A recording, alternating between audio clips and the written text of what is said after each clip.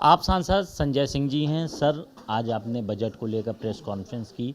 क्या कुछ इसमें ख़ास है जो आप बता रहे थे कि काफ़ी इसमें कमियां हैं इस बजट में? देखिए, मैं खाली एक एजुकेशन का आपको पढ़ के सुना देता हूँ। Education, sports, arts and culture, इसके लिए 25-26 का जो बजट था वो 1,03,553 करोड़ था। उसको संशोधित किया गया और उसको 84,654 करोड़ रुपए कर दिया गया, यानी कि 18.3% बजट घटा दिया गया। अभी उन्होंने क्या किया कि इस साल 26-27 में education, sports and arts culture का बजट 1,08,154 करोड़ कर दिया। और क्या कह रहे हैं, हमने 28% बजट बढ़ा दिया।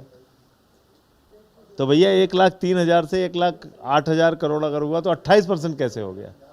इसका मतलब ये जो संशोधित बजट है, इस आंकड़े के साथ आप बाजीगरी कर रहे हैं और इसका आपने 28% बढ़ा दिया।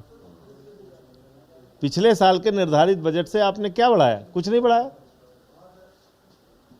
तो ये ऐसे तमाम विभागों के आंकड़े हैं जो मैंने रखे आज। इसका मतलब है आप इस बजट को बहुत ख़ास नहीं मान रहे हैं, सिवाय सिर्फ एक आंकड़ों का खेल है। ये आंकड़ों का खेल है। मैंने आपको ये भी बताया कि समग्र शिक्षा अभियान का 9,000 करोड़ रुपए का बजट वापस चला गया।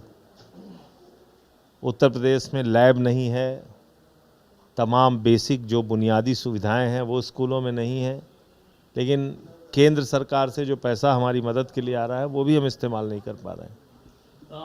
एक तरफ मुख्यमंत्री योगी आदित्यनाथ सिंगापुर और जापान का दौरा कर रहे हैं। उनका कहना है कि कई लाख करोड़ रुपए का जो है निवेश यूपी को मिल रहा है। तो इस दौरे को आप किस तरह देखते हैं? देखिए, हम तो तब देखेंगे जब उत्तर प्रदेश के लोगों की प्रति व्यक्ति आय बढ़े, लोगों के जीवन में कोई सुधार आए, उनको रोजगार मिले, कृषि की सुविधाएं बेहतर हों, कृषि क्षेत्र में आमदनी बढ़े।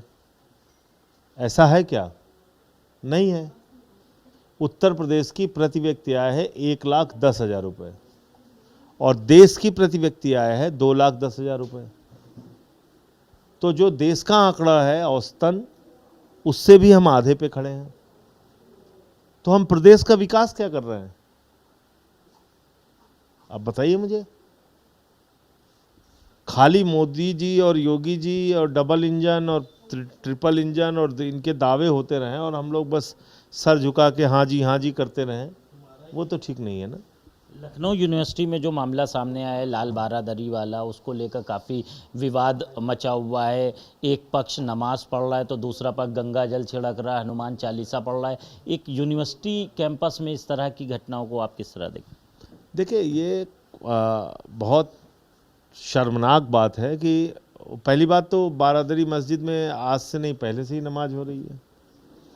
दूसरी बात, ये मस्जिदों में जाके हनुमान चालीसा पढ़ना, चर्च में जाके हनुमान चालीसा पढ़ना, रामचरितमानस का पाठ करना, ये कहाँ हिंदू धर्म में लिखा हुआ है भैया? बजरंगबली जी ने आपको कहा है? इन सब चीज़ों से आप कैसे हिंदू धर्म को प्रतिष्ठित कर रहे हैं?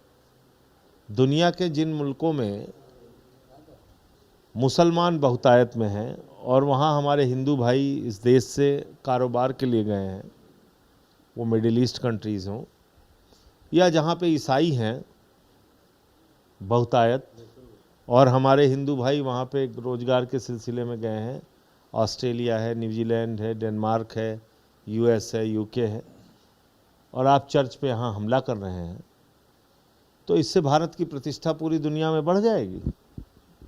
जो हिंदू वहाँ रहते हैं उनकी हालत के बारे में आपने सोचा? कितनी शर्मिंदगी और कठिनाई का सामना उनको करना पड़ता है आपकी इन हरकतों की वजह से। तो ये सरकार प्रायोजित हंगामा है, वरना इन लोगों की हिम्मत नहीं ऐसा करते।